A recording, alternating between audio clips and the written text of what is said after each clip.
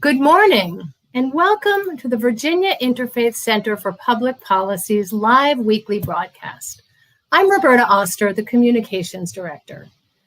Our program brings you news and analysis about economic, racial, social, and environmental justice issues here in Virginia. We bring the expertise and perspective of legislators, community members, policy experts, and faith leaders. We keep you informed, and we keep our elected officials accountable. In keeping with the mission of the Virginia Interfaith Center and our partner, Virginia Interfaith Power and Light, we will share resources and offer opportunities for you to get involved in our work, advancing social justice and helping our neighbors. And our broadcast is interactive. You'll be able to ask questions of our experts during the show on this feed. We care about what you think, so please participate and ask questions. And now to today's program. Our focus is on a special initiative called Climate in the Pulpits. Vote and commit to climate justice and beloved community. We will be hearing from two national leaders on this issue. Our first special guest is Meg Mall, who is Executive Director of Faith Alliance for Climate Solutions. Welcome, Meg. And our second guest is Joelle Novey, who is Director of Interfaith Power and Light from Maryland, DC, and Northern Virginia. And our moderator is my colleague and dear friend, Reverend Dr. Faith Harris, who is Interim Co-Director of Virginia Interfaith Power and Light. Faith? Good morning. Today is our 30-day countdown for Climate in the Pulpits on the Bimah and in the Minbar, scheduled for October 2nd through the 4th. This is our second year Virginia IPL is participating in Climate Pulpits, and we are so happy to do so again. What a great opportunity it is for faith leaders across the state to lift up the responsibility to care for the earth as a gift to all of us who share this planet. We are so excited to have you join us today to learn more about Climate in the Pulpits and how you and your faith community can participate. And so let's turn to our guests now and ask them a few questions so that we can learn more about Climate in the Pulpits. Joelle, I think it was IPL DMV that initiated Climate in the Pulpits in the beginning. What is Climate in the Pulpits and on the Bimah and in the Minbar? And then give us a little background history and when did it get started? And then finally try to help us understand what are Bimah and Minbar. Sure. Good morning. It's so good to see both of you. I'm Joelle Novey with Interfaith Power and Light DMV, and we love working closely with our Virginia partners, Virginia Interfaith Power and Light and Faith Alliance for Climate Solutions. We started Climate in the Pulpits on the Bimah or in the Minbar several years ago, and I have to give credit to my colleague Brooke Harper, formerly of the Chesapeake Climate Action Network, who had the idea for this program originally. It's an invitation to congregations and this year to every congregation in Virginia of every faith tradition to find a way to raise up climate justice as part of the plenary gatherings of your congregation during a particular weekend. And to give the folks who attend your congregation an opportunity to take action in the moment on what they learn.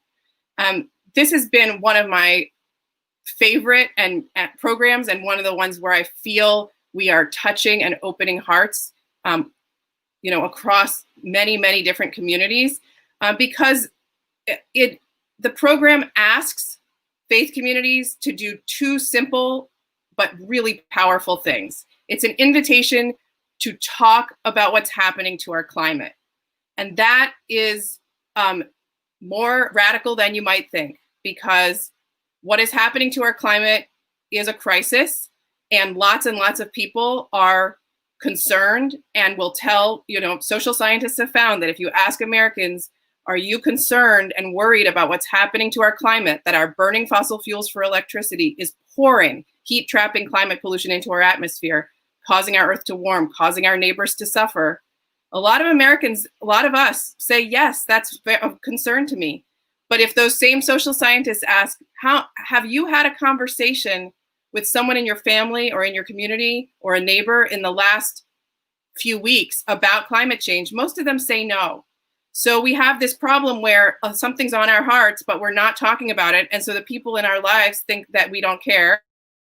And we think they don't care because they're not opening the conversation either. It's called a spiral of climate silence. So by having a time when we ask our congregations to raise this up all together and setting that date on the calendar, we set an intention that we need to learn how to open these conversations even when they're hard. So that's the first simple but powerful thing about climate in the pulpits. But the second key piece is that we are having those conversations not just anywhere, but in our faith communities. And I have come to believe, I've been doing this work in congregations across Northern Virginia for 11 years now. And I am more passionate than ever about the unique power of opening climate conversations in our faith communities, because climate change in particular has become, unfortunately, a very politicized issue, and people hear it as something that's about political identity. But really, that's not where it belongs. It's really a question about how are the choices we're making impacting our neighbors? How is what we're doing causing folks to suffer? And why is that? How could I live out my values with respect to what we're learning about our impact on the world? So when we talk about climate change, when we open those conversations in our faith communities, we are reaching people who would not hear those messages anywhere else, and they are hearing it as, I like to say, people in congregations listen with their moral ears, right? They hear what we say in our congregations as a matter of right and wrong, caring for our neighbors, being who we want to be in the world. So I just want to invite absolutely anyone who's listening to us today to think about how you might open a conversation about climate change through the Climate in the Pulpits program in the faith community that you're a part of. And we will talk more about some of the resources, but it's really up to you to figure out how to open those conversations. But I just want to tell everyone who's listening today that you are the most powerful person in the world to open this critical conversation about climate justice in your congregation. And you will be able to open hearts to this issue that nobody else can. So I want to invite everyone to understand the power you have to use this program to advance those critical conversations. I don't want to forget Faith's request that we clarify what the different names of Climate in the Pulpits is an allusion to Christian communities, and then on the Bimah is the prayer platform at the front of a synagogue, Jewish communities, and in the Minbar is the equivalent in Masajid or Muslim communities. But I'm mindful, and this is an important thing we'll talk about today, that many of our congregations are not meeting physically on Bimahs or pulpits at all right now, and so we are committed to offering a Climate in the Pulpits program that you can bring to however your congregation is gathering for worship, including online.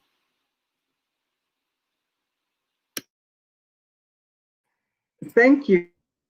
Thank you, Joelle. That was really great information, and you packed a lot of very important messaging on why climate and why we're so passionate and so concerned about caring for the environment, that it in fact is part of the work that we do and part of our purpose and calling as people of faith, that we care about our neighbors, and our neighbors are impacted by climate and the climate crisis in ways that sometimes I think that we're a little blind to. So thank you for raising that up so very well. Meg, tell us a little bit about your organization and what is the value of Climate in the Pulpits for you and your organization. Thank you, Faith. Good morning, everyone. It's a pleasure to be here this morning alongside my colleagues Joelle and Faith and all of you that are listening in. Faith Alliance for Climate Solutions is a network of over 2,500 people from 75 faith communities all across Northern Virginia. We motivate, organize, and inspire the faith community to act on climate change. We do this through our advocacy programs, our education, and our outreach. One of the core components of our work and the backbone really of our advocacy are our advocacy teams, which are comprised of laity and faith leaders that meet monthly to talk about the issues. They're charged with meeting with their local elected officials at least several times a year. They are educated on the issues. When there's a call to action, they step up. It's so critical, and we are growing those numbers every day. So that's just a snapshot about Faith Alliance for Climate Solutions. To address the second part of your question, is the value of climate in the pulpits to Faith Alliance for Climate Solutions, or FACS. In addition to what Joelle said, we really see climate in the pulpits as a collective call to action. I think there's something to be said for coming together all at once. We know, and all of you in your faith communities that are champions of sustainability are active all throughout the year, and that's critical and essential. And in addition to that, there's value in the solidarity of acting over one weekend and that collective power. So we're not just individuals, we're not just in our faith communities, we're spanning all across Virginia coming together. So that to us is one of the values. Thank you, Meg. I think that's that what you emphasized there about it's a day and a week and a specific time set aside for this, and that we all are doing the same thing. I think it gives us a sense of empowerment that there are so many other faith communities also working to advance a climate messaging that digs into our values and helps us to understand, as people of faith, our role, our responsibility, and really the way that we are gifted.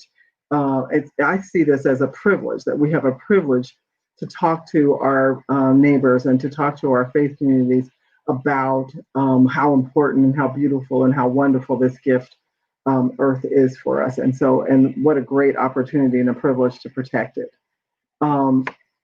Joelle and Meg, this question is for both of you. This year, our theme for Climate in the Pulpits is vote, committing ourselves to climate justice and beloved community. And what does that mean to you? And what do you think it could mean to other faith leaders who register for this, and who register and participate during this weekend of climate action? In other words, how do voting, climate justice, and beloved community relate in your mind? How do we put all of that together? And whoever wants to go first is fine with me. I can start. That's fine. There's definitely a lot to unpack in this question. I think it's rather loaded, so I'll give it a start, and we can build from there. At FACS, we talk. We're often asked, what are the most impactful things we can do as individuals to act on climate change, and we have come around, 4 sort of key ideas, and one of which Joelle already mentioned. And so we talk about talking. So number one, we need to talk about climate change and address this spiral of silence. And then we also talk about joining and the importance of joining with others. We're not just in our own corner. We come together as a faith community, and then we come together as the collective faith community. And then we talk about making a commitment. And that commitment can mean a lot of different things. But making commitment to make changes in your own behaviors, making a commitment to reduce your carbon emissions at your faith community, and so forth. And then the last one is, of course, to vote. And this voting is so tied to our rights as individuals and respecting our dignity as individuals, which we as the faith community are called on to protect for all of this. Is really our calling, is to protect the dignity of the lives of everyone. And so, tying that back to the beloved community, which is sort of founded on economic and social justice. And so bringing that and then tying over to climate justice, which we know that we cannot have economic and social justice if we don't have a stable climate. And so that's the way I weave through all this and tie all these together. They're absolutely connected, and getting out the vote is absolutely critical. That's beautiful. And we talk a lot about those same three categories, that it's important to talk about climate change in our communities and to think about how our traditions call us to respond. It's important to live out those values by going green in our facilities and at our homes and in the way we live, and modeling how our clean energy future is going to look. But at the end of the day, we also have to be part of grassroots movements for more systemic change. And that sometimes looks like advocating, FACTS is advocating in Fairfax County for stronger climate policy at the county level. And the IPLs are supporting, congregations across Virginia in advocating for strong state level policy. And then when the time comes to vote, we need to vote for leaders that reflect our values about caring for creation and climate justice. I was thinking about how, I've seen a lot of T-shirts recently that have the word protesters crossed out and protectors written underneath. And so often the environmental movements that have stopped pipelines in Virginia and stopped pipelines elsewhere, have said we see ourselves as protectors. And I think one of the things that we try to cultivate in the communities where we're working is a consciousness of what it means to be a protector of the climate, and to be a protector of other people, and to be a protector of ecosystems. And one of the things that cultivates that protector consciousness is remembering that we're interdependent, and that every single element has value, every single voice has value. So as we come up on this critical election, I'm thinking about, first of all, what does it mean to really value every person's voice, and to affirm that we need to hear from everyone in a democracy to really be a beloved community. Every voice needs to count, and we each need to take responsibility for speaking out and taking that stand. But also we've worked really hard over, so many of our congregations have stepped up in this pandemic to care for each other and to protect each other from a dangerous virus. And so many, I've just seen so many beautiful examples, and everyone listening probably has seen others of ways that faith communities are stepping up to care for each other right now and to keep each other safe. And it's also very important that we do that in that we have an election that protects people's health and allows them to vote safely. So that's one of the reasons we're encouraging everyone to let their congregations know about ways to request a mail ballot, so that you can and drop it off in a drop box, so you can have your voice heard and have your neighbors' voices heard, and everyone can do so in a way that protects everyone's health and safety. Thank you both. And I think when we think about beloved community, we're certainly that language we know came from the 60s civil rights movement, and many times we heard and when we read sermons and statements by Martin Luther King Jr. that he talked about the beloved community. Our Congressman Lewis, who just passed away recently, talked about the beloved community, and the beloved community, in my mind, is a time, and it's not a place, but it's a time, it's an ethos that actually where we actualize love and commitment and neighborliness, and that there's brotherly and sisterly love, and that there is a sense of purpose that that guides our actions, and so. And that, in many ways, some might call that democracy, right? And so, voting and being a part of a democracy is an integral part of being a part of a democracy. Having that opportunity to use the ballot box to express our opinion, to express our voice. And so, when we vote, we're voting not. It's not just a perfunctory task. It actually means something, and so it means we are committing to a purpose, and we're committing with so many millions of other people in our country to build together what we can't do apart. And so when I think of beloved community, I think of all the parts of what it means to be a good citizen as well. And then, of course, our values as people of faith are ground all of that, and that we care about not just our families, not just about our next door neighbors, not just about people who look like us, not just like people who sound like us, who worship like us, but people and the environment that sustains life. For all. And so I think this is such a beautiful theme for us this year. And I hope that many faith communities will participate in their own way to talk about and to amplify the importance of voting as a sacred value, a sacred right of being part of this great democracy. And that it is our responsibility to keep it and to work it and to build it and to renew it and to refresh it and to make it what we together hope that it will be for all of us. So thank you both for that, really great response to that question. So this is another question for both of you. Who will benefit from participating in Climates in the Pulpits? Well, is it just our faith communities?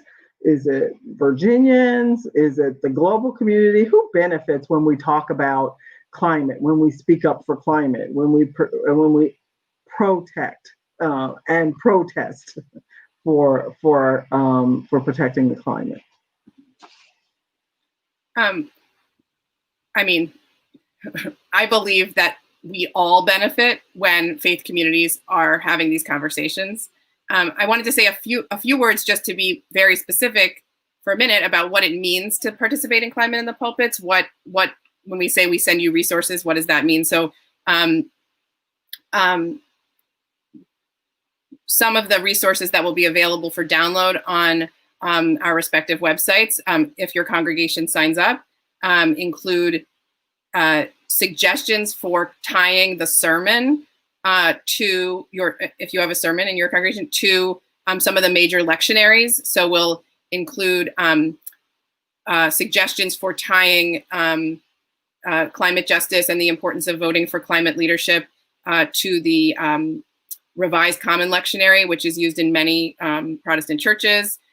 We will send homily helps for tying, this is Feast of St. Francis weekend. So for Catholic communities, you'll get some resources suggesting ways to tie in into a homily. And then there'll be resources for Jewish communities, specifically highlighting the holiday of Sukkot.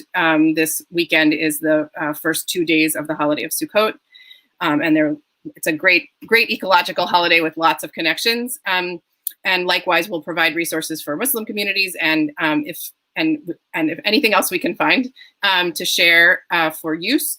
And the other thing we're hoping to that we'll offer for you to think about is if you're meeting online and you want to create kind of a moment where people will take a moment in the middle of this gathering to act together to make sure that they are registered to vote, make sure they've requested their mail ballot. We are going to send some suggested pieces of music you can play as a kind of offertory moment while everyone takes action together to go to the link and take that step. Sometimes the community support helps you take those steps. As to who benefits when we open these conversations, I just believe we won't be able to solve a global problem, a global crisis like the climate crisis without absolutely everyone. When faith communities get involved in climate movement, first of all, we bring along people who would not engage anywhere else because when we talk about it in people's faith communities, they see it as a matter of right and wrong and living out their values.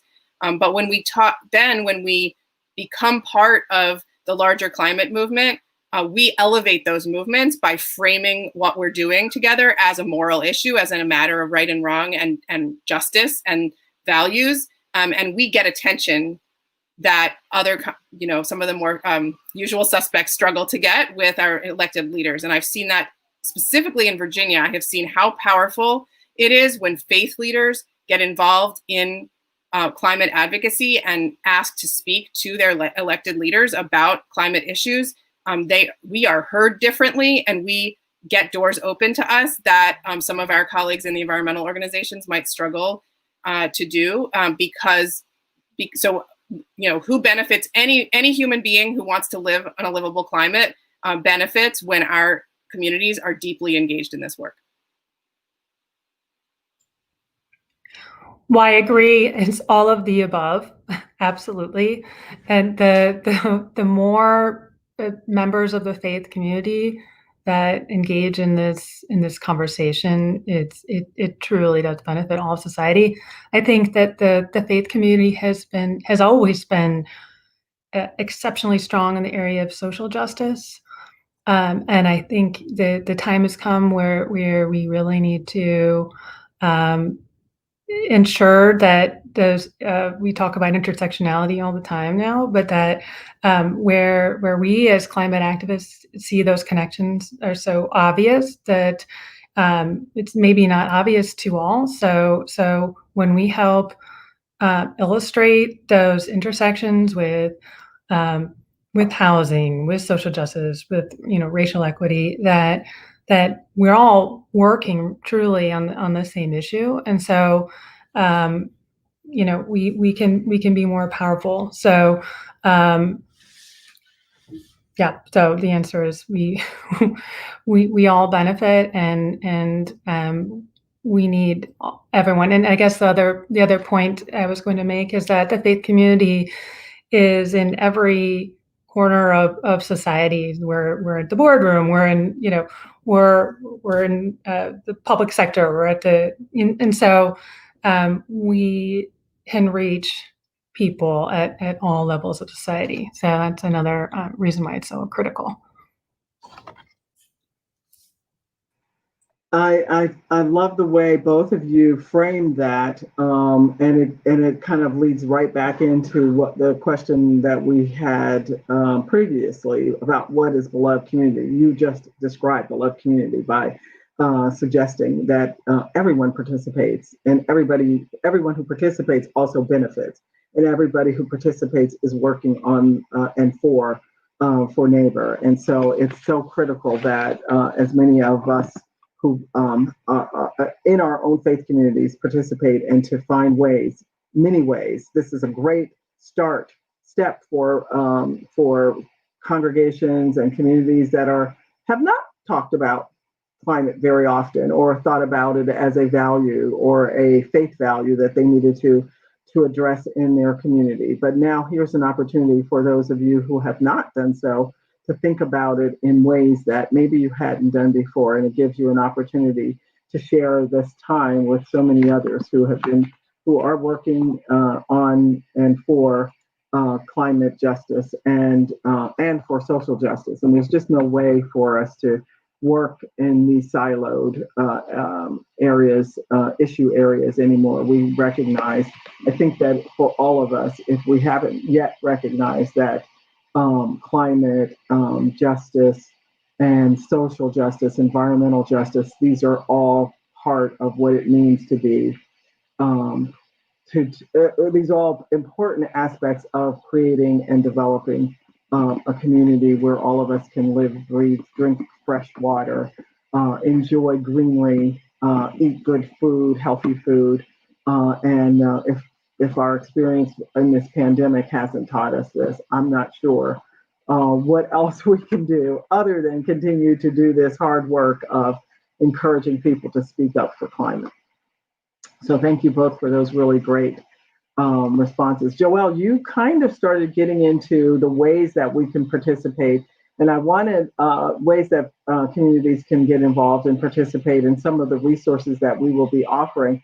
But let's talk about some specific things that faith communities, clergy, imams, rabbis, what can they do? What are the things that you're suggesting that they do? Let's say in the service. Let's say someone is doing a virtual service online. What can they do to amplify the climate issues and as well as voting and encourage their communities to take action towards building that beloved community? I think anything you do to open that conversation while everyone's gathered, to take advantage of the plenary gatherings of your community, whether they're online or in person, is incredibly powerful. And one of the things I love about organizing in faith communities is that they are pre-organized and everyone already is in community with each other and gets together regularly. I would suggest that if clergy that want to be supportive of this work could make their message or sermon about this issue, about climate justice on this particular day. And I think we communicate best about climate change when we speak personally about why it matters to us. The science has been clear for years and years, but we still are not effective enough at explaining why it matters. So, I would invite clergy or others who are speaking in their congregations to answer the question, why does climate change matter to you? I think that is the way to invite others into coming to matter to them. We are happy to hear from congregations that would like guest speakers, either from our organizations or from other speakers that we could connect them with, messengers maybe from their own tradition. And alternatively, you can raise up a voice from your own congregation. I believe that pretty much every faith community has at least one green sheep, somebody who might feel a little bit lonely, but who themselves deeply understands why environmental issues are issues that need to be discussed in our faith communities. And so if you're thinking of that person who's the green sheep in your community, I invite you to maybe invite them to speak, or at least if not the sermon, then make an announcement as part of the plenary worship gathering. And as I said, we believe that creating a moment to take action is really critical. That when we raise up climate crisis, it makes people agitated and upset, and it's not responsible, honestly, to create that discomfort and not immediately provide a way to take action and to join with others that's the only way we can find hope, is to be in community responding. So in before times when we gathered in person in our congregations, that moment was a bulletin insert that came physically in the programs, and everyone signed them during services where that was appropriate, and sometimes even returned them right there in the collection plate. We have adapted that model this year so that those who are worshiping online, like I said, can have a little offertory moment where you play some music that takes 3 or 4 minutes, and everyone is invited simultaneously to click on a link and and take that, have that discipline and accountability with their community to make sure they're registered to vote, make sure they have requested a mail ballot, etc.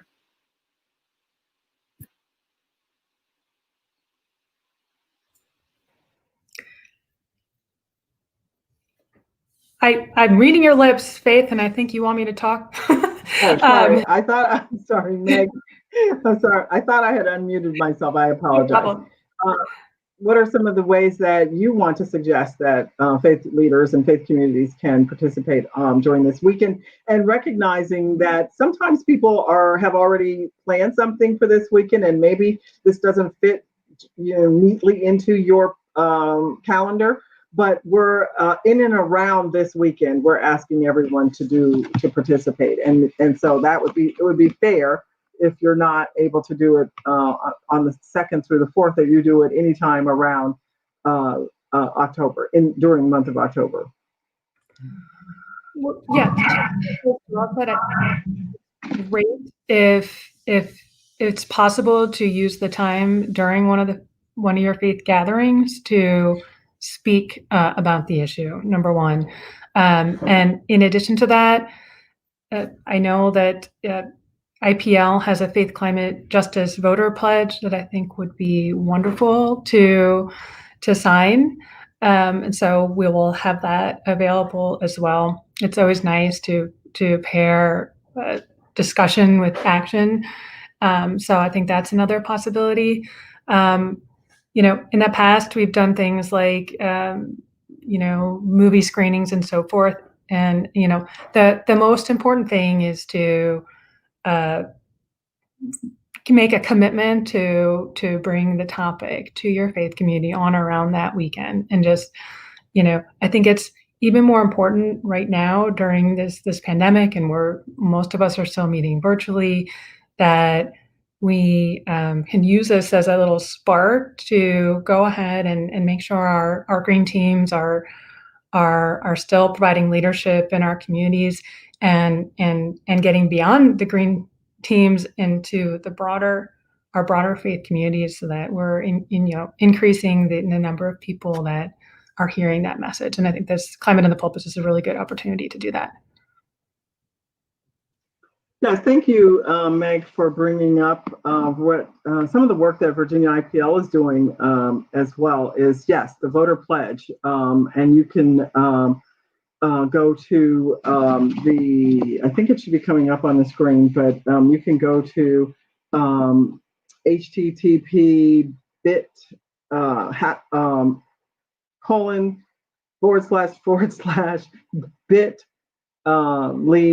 IPL voter pledge, and take the voter pledge, and you can have your congregation during that time of listening to music or whatever you choose to do, or however you choose to do it.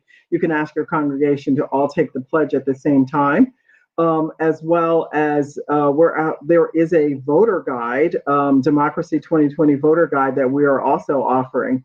And you can use that for study. You could plan a study for that week and go through the issues that are in the voter guide. And that is another bit.ly IPL voter guide. So we encourage you to consider that. And then finally, Virginia IPL we're very excited that we have connected the voter guide and the voter pledge to what we're calling Green Futures. And this is for congregations who are wanting to take that next step. So they can, you can enter your congregation, register your congregation for Green Futures. It actually gives you an opportunity to win a mini grant of up to $500 to either plant a vegetable garden, maybe a rain garden, to start a solar fund, to go solar, to do some energy efficiency work around in your buildings, and many other things that maybe you might come up with, projects that you might come up with that will help to lower your carbon footprint. We're excited about this opportunity. It's the first time we've ever had a chance to do anything like this, and so we encourage you to also consider going to our Green Futures Challenge, which is also a bit.ly, and that's 30x bit.ly/30XWE16. And I think that also might come up on our across the banner. But we've had this really rich conversation today about kind of announcing and launching Climate in the Pulpits. What to wrap up the conversation, what's the last thing you want people to know about, or the most important thing that last thing you want to say, and the most important thing you want them to know about climate in the pulpits? And I'll start with Meg. Well, in summary, I think that it's important never that we don't become complacent in all this, and that we continue to, again, there's so much going on in the world right now, and that we continue to talk about the message and the narrative, which is that all of these issues are interrelated, and we really just can't afford to rest. And so that we continue to provide people, and in this case through the faith community, opportunities to act on these values. And Climate in the Pulpit does that. My message to everyone today would be to know that this work to address the climate crisis is a journey. It will not start and end on this October. And it will be a journey we're all in for the rest of our lives. All of us speaking today are part of grassroots organizations that are really building relationships and ongoing partnership with congregations day in and day out, building that movement that we need to address climate change as a country and as a world. So I welcome folks participating in Climate in the Pulpits. But the most important thing to me is that we get connected with each other and stay connected, because it's only by building a grassroots movement of religious communities across the Commonwealth of Virginia that we're going to make really important change. And I think there was a question that came in while we were discussing Climate in the Pulpits, and it really has more to do with how do we talk to candidates. It came from Anne Murray, and so she's asking, what are some of the key elements we should be listening for in candidate forums, debates, and what kind of questions should we raise with candidates, especially at local elections? And I know I was trying to wrap us up, but I think this is an important question, and if you either one of you want to respond to that, that would be helpful. And I can respond last. Meg, do you want to? I know you've done some candidate forums. Sure. Well, I mean, first and foremost, we just want to make sure that climate is a part of the discussion period. Again, it's not a given that it will be, and so every opportunity we have to seed any question about climate is a priority. And then I think within that, I think we can start to listen to how the candidates, what are the policies and how are they talking about it, but how are they connecting that to equity, to these other issues? Do they see those connections, and is that evident in how they present the issues?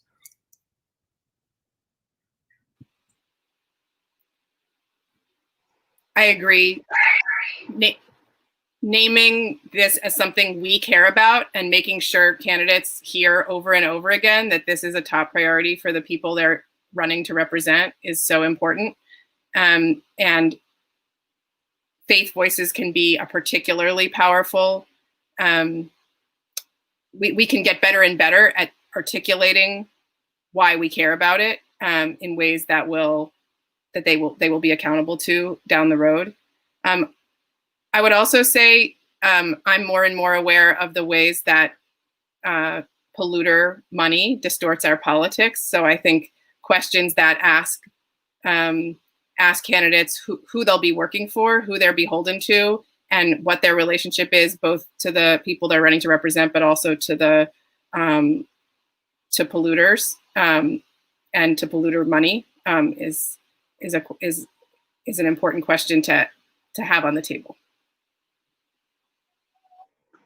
Yes, I agree with both Meg and Joelle, and I think that the other question is the questions we want to ask ourselves when we're fielding questions and thinking about our vote and who we want to vote for. It's not only what do they say, but also how have they voted previously? What are their commitments, and how do they demonstrate what's priority for them? If they're voting with and for, lowering standards and lowering standards and allowing, polluters and fossil fuel infrastructure, when at the same time the state is trying to move towards a fossil fuel, a renewable future, right? And to move off of fossil fuels for our energy production. Then that's something we want to encourage candidates to reconsider. And I think that, none of the work that we try to do is adversarial with candidates. We are actually trying to create relationships with our representatives and legislators, as well as among our faith communities. I think that goes hand in hand with our idea of what it means to be beloved community, that we're working together to create a future for everyone, where everyone wins. And so, trying to work with candidates to find ways where it's a win-win rather than an adversarial or that we're always coming in, showing up, protesting or with negative responses. So I think when we stay connected, that's also, I think, a very important aspect of this, that we need to stay connected. We can't just vote and run away. We have to stay connected. We have to be participants. We have to stay in communication with our legislators as well as our faith communities. And can I just underscore, because it brings us back to the theme of this conversation, that everyone needs to vote in every election, because for leaders to be accountable to you, they know who votes. It's public. It's not public how you voted, but it's public that you voted. And so if our elected leaders know that a certain, neighborhood or a certain group of people or a certain age group doesn't vote or doesn't vote in high numbers, they are not accountable to you in their decisions. Even if you vote for the other person and the other person wins, the fact that you vote means that they are accountable to you and they know it for the rest of their term. So I really want to underscore that this process of asking our leaders to exemplify our values and be champions on climate justice only works if they know that we always vote. And we vote in Virginia every year for something or someone. Thank you, Joelle, Novey, and Meg Mall for this very rich conversation today. I really appreciate working with both of you to put together, as we kind of dreamed and encouraged and pushed each other on this theme, as well as how we were going to roll out Find It in Pulpits this year. I'm so delighted to work with you, and I'm so excited about what the potential for this year's Find It in the Pulpits will mean for Virginians and for faith communities all across Virginia. So thank you so much for today. And if you want more information about voting, deadlines, where to find your polling place, whether you're registered, we have all of that information for you. You can find all of that on Virginia Interfaith Center's website, virginiainterfaithcenter.org, and as well as Virginia IPL, we have it as well. But I hope that you will take Find It in the Pulpits to heart, and that we can get many, many of you to sign up today, because you've watched this show, and tell your clergy friends, your neighbors, your pastor or your rabbi or your imam to sign up for Climate in the Pulpits this year. Thank you so much again, and goodbye.